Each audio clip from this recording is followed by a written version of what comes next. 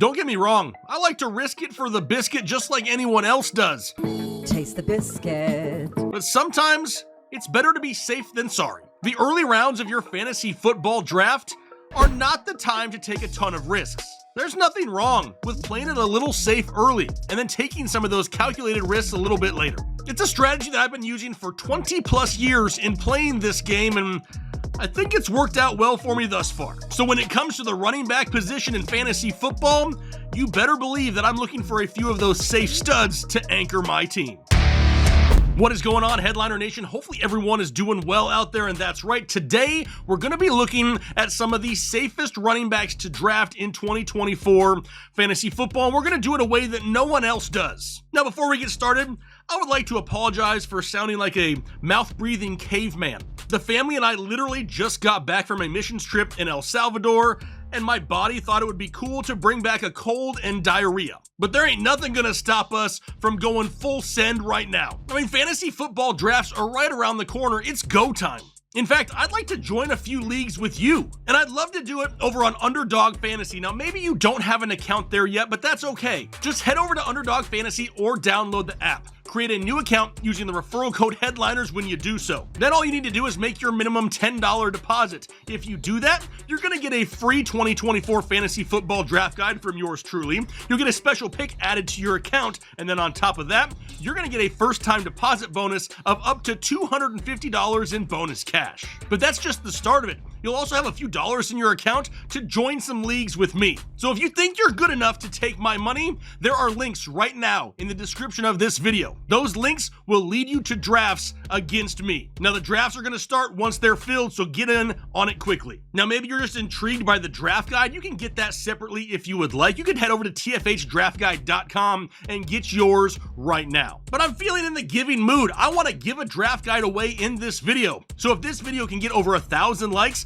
I'm going to pick a random commenter from down below to give them a free 2024 fantasy football draft guide. So hit the like button, leave the comments down below, and let's dive into some of the safest running backs here for 2024. Now, when I was putting together all this information, I really debated how many running backs did I want to include. I probably could have had a pretty solid show with 10 running backs. I could have gone above and beyond and went to 20, but you know what? I'm a damn man of the people out there, so I went 36 deep. So what I did is I took 36 of the top fantasy running backs and I ranked them head to head in 7 different metrics. And the metrics we're going to be looking at today are these ones. Average games played. We need players who are on the field. They can't score fantasy points if they're always missing games. How about average touches per game? Cool, they're on the field. Are they actually touching the football? Because you cannot score fantasy points without touches. We'll also be using goal line carries per game.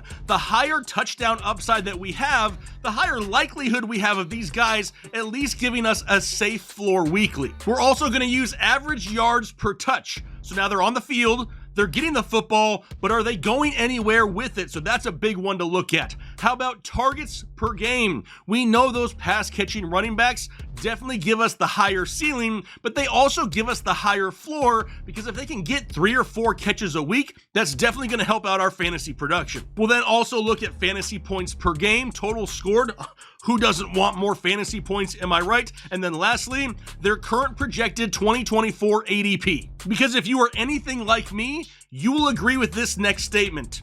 Cheaper is better. So what we're going to do is take all 36 of those running backs and give them a score of 1 to 36 in each one of these metrics. Then we're going to go through all 7 metrics and total up a score at the end. The highest total will give us the safest overall running backs. And then once we have that list, we can look at the 2024 outlook to see if we can kind of buy into it here this season. Now, obviously, we're not talking about any rookie running backs. I can't say someone's safe if I've never seen them in the NFL before. But I also tried to pull 2-year averages where possible. But obviously, there's a few guys that only have 1 year's worth of data that we can really utilize. So be sure to keep that in mind. But let's go ahead and let's throw it up on the screen.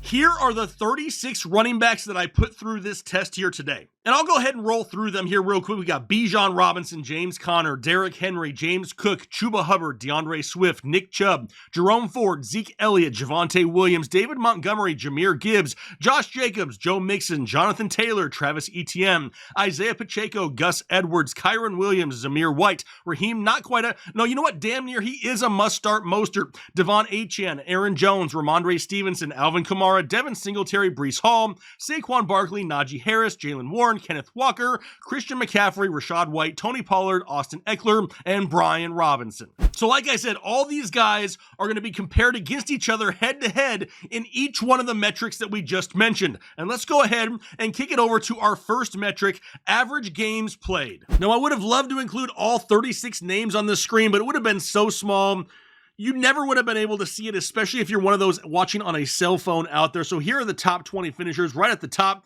we have a few guys there with an average of 17 game seasons. Guys like Travis Etienne, Rashad White, Jerome Ford, Najee Harris, Bijan Robinson, Zamir White. Even though Zamir White didn't get a full workload, didn't really get much of an opportunity, he was still active and ready to go the entire season. But then we got guys over the last 2 years, like Christian McCaffrey. A lot of people still worried about injury concerns. Guys averaged 16.5 games over the last 2 years, only missed one regular season game. Same with Derrick Henry, Tony Pollard, Devin Singletary, Jalen Warren, and James Cook. Zeke Elliott, always kind of been pretty durable, right? He averages 16 games a season. Same with Chuba Hubbard, Austin Eckler, Joe Mixon, Raheem Mostert, and Isaiah Pacheco sitting right there at 15.5. And then after that, we got Saquon Barkley and Josh Jacobs rounding out here at 15 average games per season. Honestly, 15 is where I'd like to draw the line, right? If we've got guys that are averaging missing multiple games per year, that's something we have to definitely pay attention to. Doesn't mean they're not draftable. It just means we don't want to invest a high draft pick on them because we may not have them for a couple games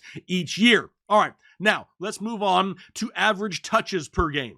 And when it comes to touches, I think we can all agree we want all them touches. And there's a few guys out here averaging over 20 touches per game. That's exactly what we're looking for. Guys like Josh Jacobs at 22.1, Saquon Barkley at 21.3, Kyron Williams at 21.2, Derrick Henry at 20.9, Christian McCaffrey at 20.2. But as we start to get through some of these metrics, I know you're going to be having some questions out there like, yeah, this is all based off of historical data, Jake, but these guys are in different situations on different teams. Don't worry, I've taken that into account. We'll talk about that here in a little bit. But as we continue down this list of the top 20 guys when it comes to average touches per game, we got guys like Jonathan Taylor at 19.4. We got Alvin Kamara at 19.1. Nick Chubb, when he's on the field, he touching that football, he's at 19. Joe Mixon at 18.7. James Conner, Najee Harris, Austin Eckler, Travis Etienne, all 17 plus. Then we'll move down to guys like Kenneth Walker,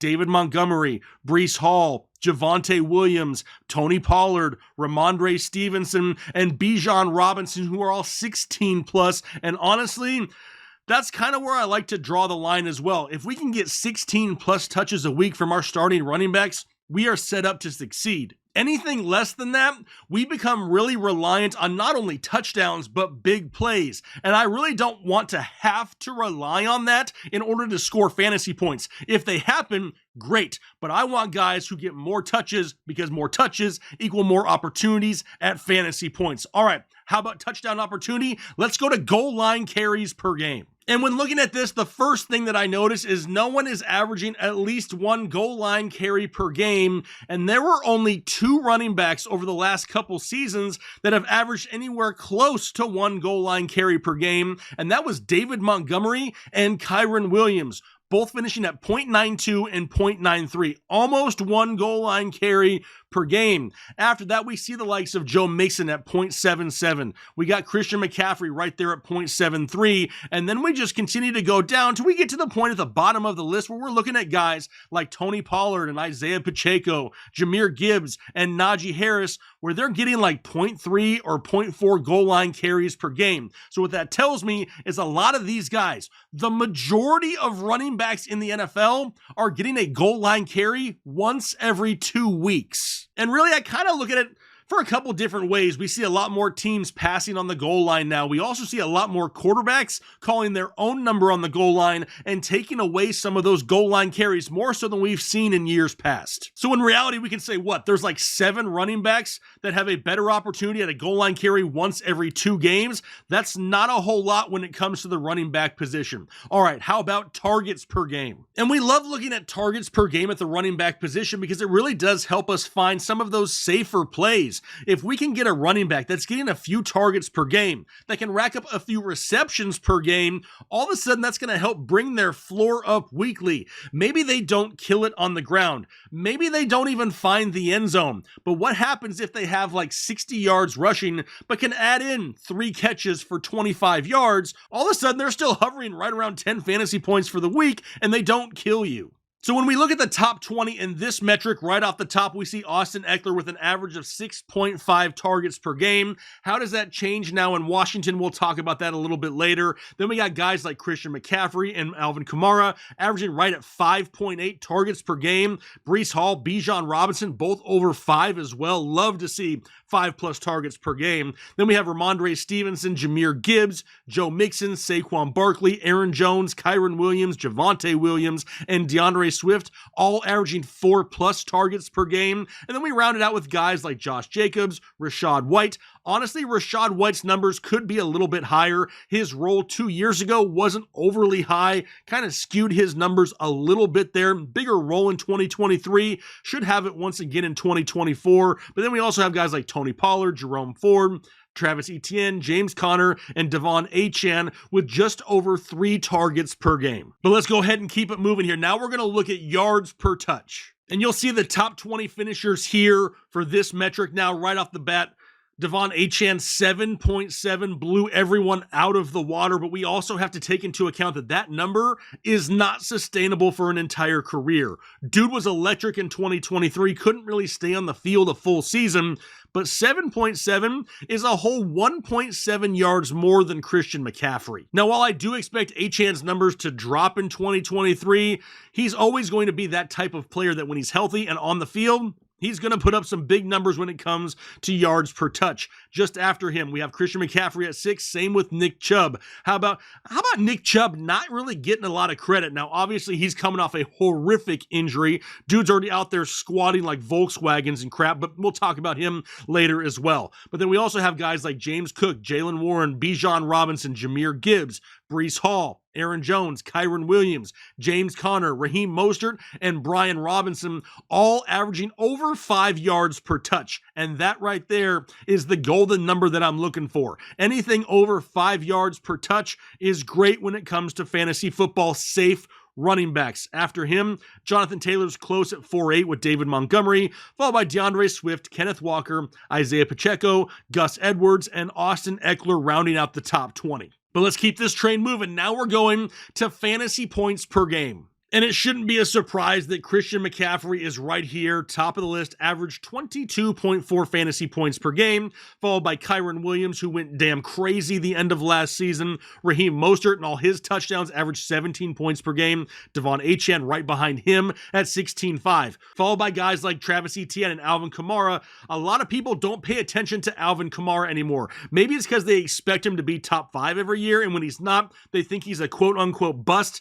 That's not how I look at Alvin Kamara. Then we go down to guys like Jahmyr Gibbs and David Montgomery averaging over 14.5 fantasy points per game. Breece Hall, Rachaad White also over 14 fantasy points per game. But then we round out the list with guys like Saquon Barkley, Isaiah Pacheco, Joe Mixon, Jonathan Taylor, James Conner, Derrick Henry, James Cook, Kenneth Walker, Josh Jacobs, and Bijan Robinson, all of which finished with more than 12 fantasy points per game. So really ask yourself this question. If you have a couple running backs on your roster and they're going out every week and scoring you at least 12 fantasy points, are you happy?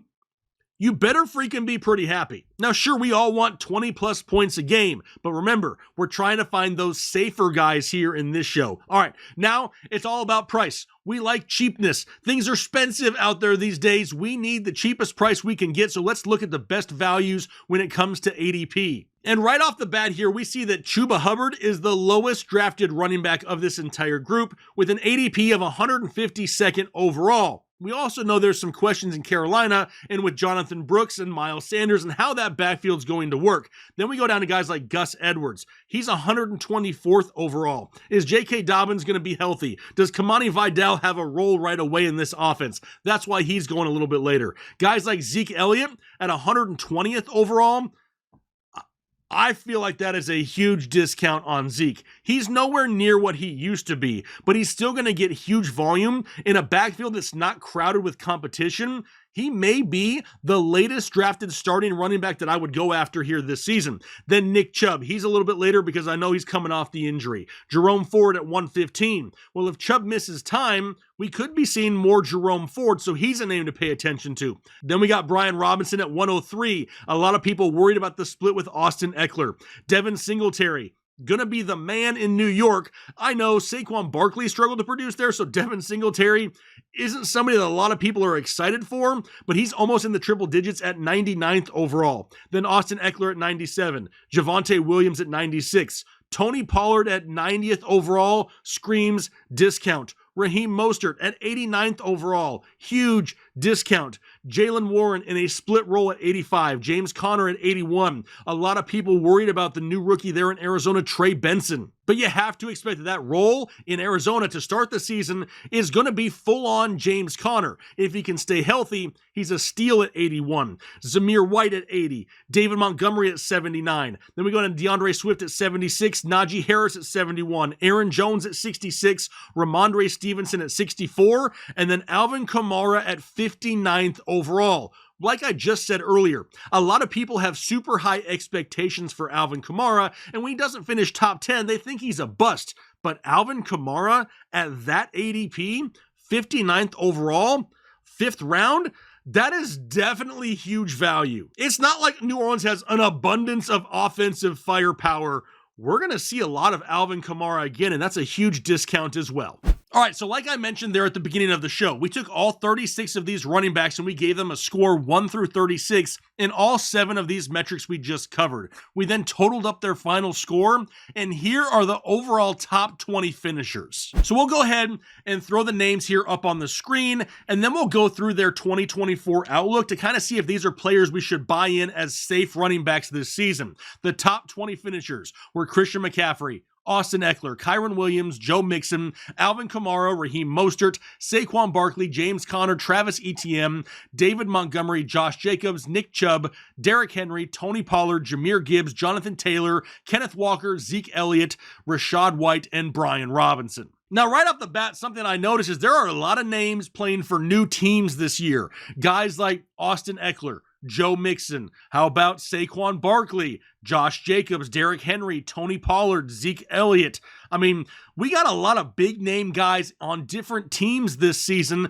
that we can't really use historical data to predict what's going to happen now in their new situations. But we also have 2 guys on this list that play on the same team that now are going to be splitting work with each other. Guys like Austin Eckler and Brian Robinson. So because their roles are going to be drastically different here this season, let's go ahead and remove them from the list. Now you can also see that this list is going to leave us with a name like Nick Chubb. If you have watched this channel for any amount of time, you know that I am probably the biggest Nick Chubb fan there is out there. But I am not blind to the fact that the dude is coming off a horrific knee injury. Sure, he's out there working out and doing squats. I want to see him running. I want to see him cutting. And until we really do that, I can't look at him as being a safe option this year. So let's go ahead and remove Nick Chubb from the list as well. Which will then bring us to the obvious studs, right? Do you need to watch a YouTube video to be told that Christian McCaffrey is a good running back? No. You don't. So let's go ahead and remove all the running backs that are going to be selected probably within the first 2 rounds of your fantasy football drafts. Guys like Christian McCaffrey, Kyren Williams, Saquon Barkley, Travis Etienne, Jahmyr Gibbs, and Jonathan Taylor. Everybody already knows those guys are great. They're going to be drafted earlier. I'm trying to get you some information to give you some names that you should target after the studs are off the board. So once we remove those guys, we have a leftover list of these names: Joe Mixon, Alvin Kamara, Raheem Mostert, James Conner, David Montgomery, Josh Jacobs, Derrick Henry, Tony Pollard, Kenneth Walker, Zeke Elliott, and Rachaad White. Now, going through each one of them quickly, Joe Mixon now in Houston, one of the best overall offenses in the league, going to have a ton of touchdown opportunities. I really don't see his role and his production being much different than what we've seen in Cincinnati, still top 12 upside. Alvin Kamara, being slept on right now. No, he probably won't put up huge numbers like he has in the past, but you better believe that Derek Carr is going to be checking the ball down to him quite a bit once again this season. He's a value. Raheem Mostert, yes, he's going to be splitting touches in the backfield with Devon Achane and new rookie Jalen Wright, but this is still the backfield of Raheem Mostert. He's going to get the first crack at the bulk of the carries each and every week in Miami. Now, no, we cannot expect him to go out there and score 20 plus touchdowns again, but he doesn't have to for where he's being drafted. James Conner, when he's on the field, he produces. He's not always on the field though, but if he can stay healthy in that Arizona offense this season, going to have a great opportunity to outperform his ADP. David Montgomery, sure, he's going to play second fiddle to Jahmyr Gibbs. He's not going to be the flashy guy in this backfield, but you know what he is going to get? Consistent volume and a high-powered offense and some goal line touches, so David Montgomery is right here as well. Josh Jacobs going to Green Bay. No more Aaron Jones. A.J. Dillon has been a disappointment. I expect a whole lot of Josh Jacobs this season. Derrick Henry in Baltimore, yes, please. A lot of people will always come back and say, yeah, but Lamar Jackson's going to hurt his ceiling. Guys, you got to remember, the reason that we haven't had a high-performing running back in the backfield of Baltimore is because we haven't had a stud workhorse there in forever. They didn't bring in Derrick Henry. They didn't sign the king to not use him. They need Lamar Jackson healthy. They don't want him to run as much. They want to give the ball to Derrick Henry on the goal line and between the tackles and really utilize their run-first offense through him. But then we see Tony Pollard, the replacement of Derrick Henry in Tennessee. If you think they signed Tony Pollard just to use Tajay Spears, you're mistaken. They're going to use both of these guys in this offense. Now, I hope Tony Pollard doesn't get 300 touches because when he does, he's highly inefficient. Put him right around 240 to 250. He's definitely going to be a great option this season. Kenneth Walker, the guy just needs to stay healthy because when he's on the field, he puts up fantasy points and finds the end zone. Zeke Elliott, yeah, he's slower. He's not what he once was, but he's going to have a ton of touchdown upside in this offense. And then Rachaad White caught a lot of people off guard last season. His role, how is it really going to change this year? There are hardly any changes overall in Tampa Bay, and we already know that Baker likes to check down to Rachaad White. He's a little bit more expensive than some of the other guys on this list, but definitely one of those quote-unquote safer options. So there you have a list of a few of the safest running backs that you can draft in 2024 fantasy football. Now, after seeing this list, what are a couple of the names that you plan on targeting here this year during your fantasy football drafts? Remember, as soon as this video hits 1,000 likes, I'm going to be giving away a free draft guide, so leave those comments down below of who you really liked in today's show. Maybe there are some names that kind of caught you off guard. I would love to see who you thought that was as well. But I'm going to go ahead and get out of here for the day. Hopefully you guys enjoy the rest of your day, and then most importantly, do your part to make the world a better place.